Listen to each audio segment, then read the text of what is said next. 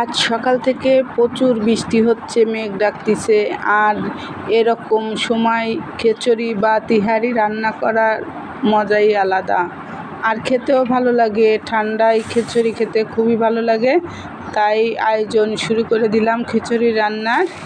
ডাল নিলাম 3 পদের, মুসুরির ডাল, খেসারির ডাল আর বুটির ডাল।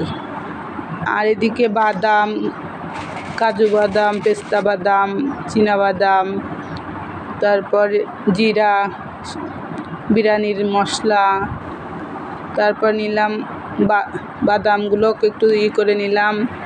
এদিকে মশলা গুছাই রাখছিলাম, ওগুলো বেটে নিলাম। বেটে নিয়ে এই যে মুরগির মাংস ছিল, তাই ভালো করে একটু মাখাই নেব মশলা দিয়ে। শুকনো জালের গুঁড়ি, আদা বাটা, জিরে বাটা, গরম মশলা বাটা, সব মশলা দিয়ে একটু বিরিয়ানির মশলা বেটে রাখছিলাম, তাই দিয়ে মাখাই রাখলাম। এখন কড়াইতে পরিমাণ মতো তেল দিয়ে ডালটা দিলাম প্রথমে, তারপর তেল দিয়ে ঘি দিয়ে একসঙ্গে পেঁয়াজগুলো ভেজে নিলাম। ভেজে নিয়ে একটু লাল লাল করে ভেজে নিয়ে মাখাই রাখা মুরগির মাংসটা দিয়ে দিলাম। খুব মজার, টেস্টি হবে, খুবই মজার হয়।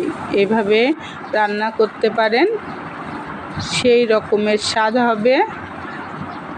আর এই যে মাংসটা খুব সুন্দর করে কষাই নিলাম, টক দইও দিয়ে দিছিলাম। এদিকে দুধ গুলায় রাখছিলাম, গুঁড়া দুধ কিছুটা গুঁড়ায় রাখছিলাম, কাঁচা ঝাল দিয়ে দিলাম।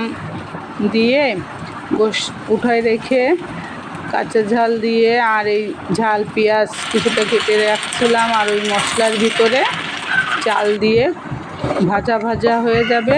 একটা ভাজা ভাজা ভুনা খিচুড়ি তো ভাজা ভাজা করতে হবে, চালটা যত ভেজে নেব।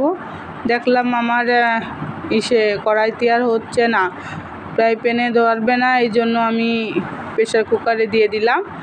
দিয়ে সেখানে একটু নাড়াচাড়ায় পানি দিয়ে দিলাম। পানি দিয়ে এই গোশটা দিয়ে উতলায় উঠলে গোশটা দিয়ে দিলাম। দিয়ে মশলা দিয়ে দিলাম একটু বিরিয়ানির মশলা, এই যে মেঘা বিরিয়ানির মশলা দিয়ে দিলাম। আর প্রেসার কুকারে দিয়ে মুখ আটকে রাখছিলাম, রেখে এই যে হয়ে গেল আমার খিচুড়ি বা তিহারি, যে যেমনটাই বলে। বিরিয়ানির মশলাপাতি দিয়েই রান্না করেছি, সেই রকম ঘ্রাণ, তারপরে স্বাদে গন্ধে অতুলনীয়, খুব মজার হয়েছে। একটু খেয়ে দেখলাম। আর এদিকে আজান দিয়ে দিচ্ছে, আমারও খুব ব্যস্ত, তারপরেও চলে আসবে খেতে। চলেও এসেছে, আমার আজান দিতে দিতে চলে আসছে।